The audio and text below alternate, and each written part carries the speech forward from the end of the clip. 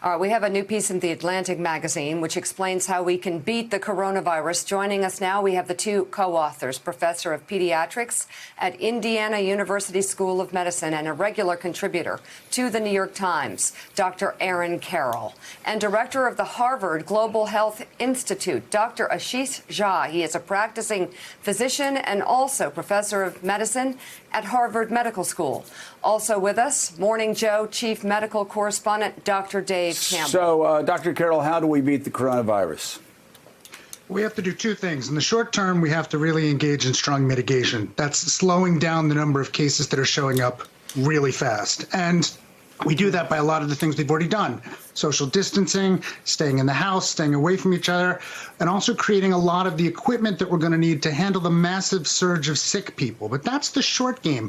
The long game's got to be suppression. We got to squash this thing.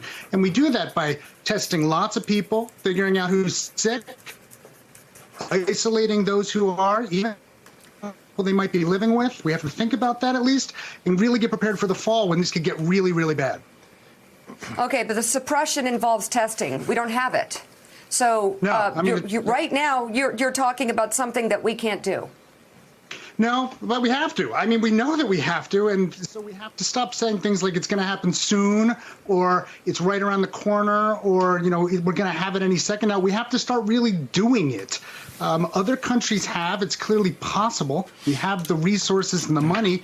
We've really just got to get our act together and start doing it. But testing is only part of it, and not necessarily the most important part right now. What we really need to be doing right now is making the equipment and resources that we need to protect our healthcare workers and get them what they need to care for the people who are going to get sick, because they're going to get sick. It's coming. So, Mika, this is like on December 8th, 1941, when everybody woke up and said, we need bombers. Right. I mean, we can't just say, oh, it's going to happen, it's going to happen. Testing remains the most critical thing for our long-term health, and we still aren't doing it right. I hope this week, Mika, the president and the vice president tell us how we're moving forward on testing. Dr. Jha, how do we actually get a mass mobilization of supplies? Is it the president actually using the Defense Production Act? Yeah, so good morning, guys. Look, first of all, on testing, we tested about 40,000 people yesterday. That's progress. So good news is we're not abysmal. Now we're just inadequate. So that's progress. We got to be testing 3 to 4 times as many people as that, right? So we still have a long ways to go. We have hospitals now filling up and doctors and nurses taking care of people without adequate supplies.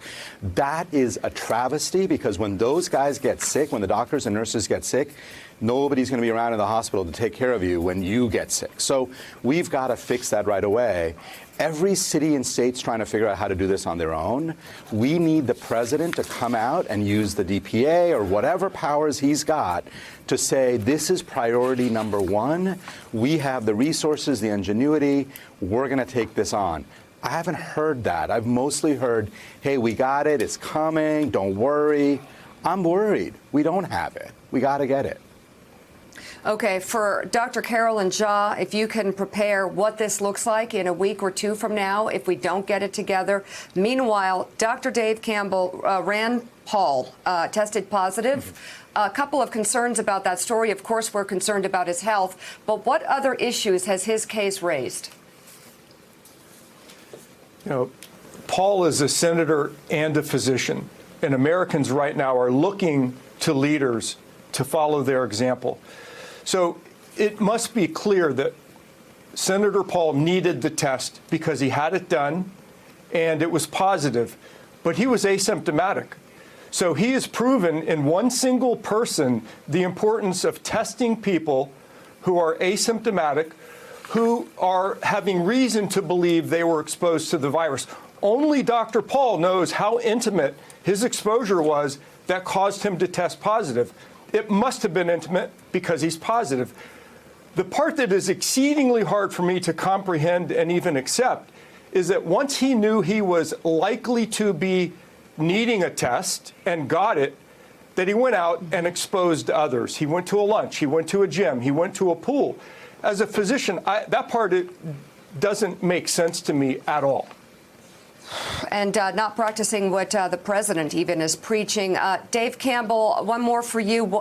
New York and California being hit hard. New York's hospital is already overrun.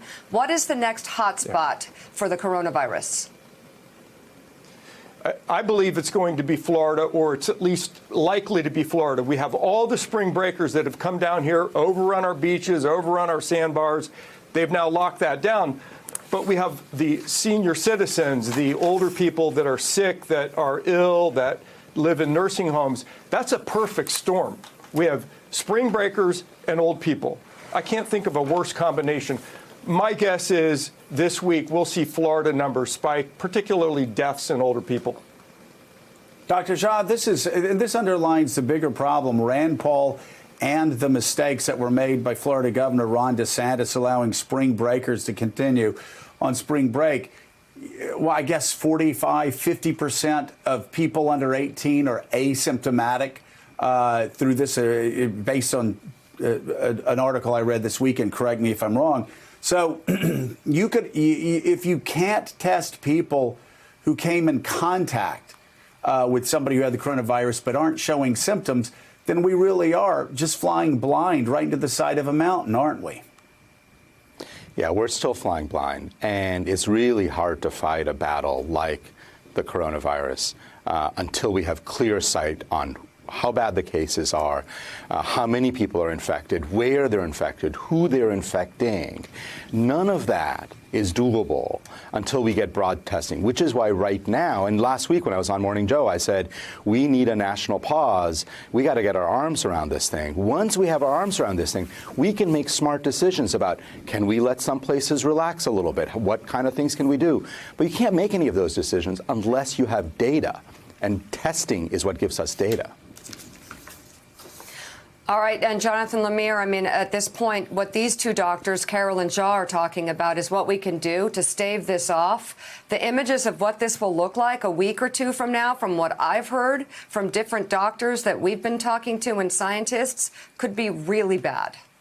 That's right. And Mayor de Blasio was on Meet the Press yesterday saying that New York City was about a week or two away from running out of equipment and therefore have devastating effects. So, Dr. Carr, let me ask you that. Let's talk a little worst case scenario for a moment.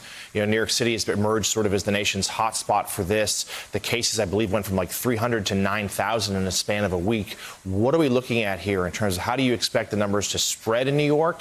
And how dire could it be if the federal government doesn't step up with the needed equipment? So first of all, we should recognize that even with good protection, a lot of the infections we're seeing already baked into the cake. They happened in the last week before people started distancing. And so the numbers are probably going to continue on the pathway they've been, which is a doubling about every 3 days. That's horrific, but it's going to continue probably for a little while, even if we do a good job with this. The consequences for physicians and healthcare workers and hospitals are incredibly dire because they're running out of equipment that they need to protect themselves, which means that as they get sick, it's going to be harder to provide care for Americans. Plus, there's, again, only so many ventilators and beds that are available. We need to start ramping that up. There's not yet the real commitment with actual numbers and dates of delivery that we need to be seeing so that places like New York know they're going to be prepared. And it's important to state again and again, this is just the short-term game. We've got the fall to worry about and the long-term game, all those numbers of millions coming, that's still to come. It is still to come. Dr. Aaron Campbell, thank you for being with us. Dr. Dave, thank you as always. And Dr. Jha, if you can stay with us just 1 minute, I have a quick question for you at the top of the hour. All right. Very much our thanks to Dr. Aaron Carroll as well. Coming up, President Trump has had to deal with several crises in his business career and his personal life. He's now trying to use his familiar strategy of bluster and bravado to combat a global pandemic. The New York Times' Peter Baker joins us next with his latest reporting. Plus, Michigan Congresswoman Haley Stevens on how to mobilize U.S. manufacturers to create the medical supplies that hospitals desperately need in this public health crisis. Morning Joe will be right back. Thanks for checking out MSNBC on YouTube, and make sure you subscribe to stay up to date on the day's biggest stories. And you can click on any of the videos around us to watch more from Morning Joe and MSNBC. Thanks so much for watching.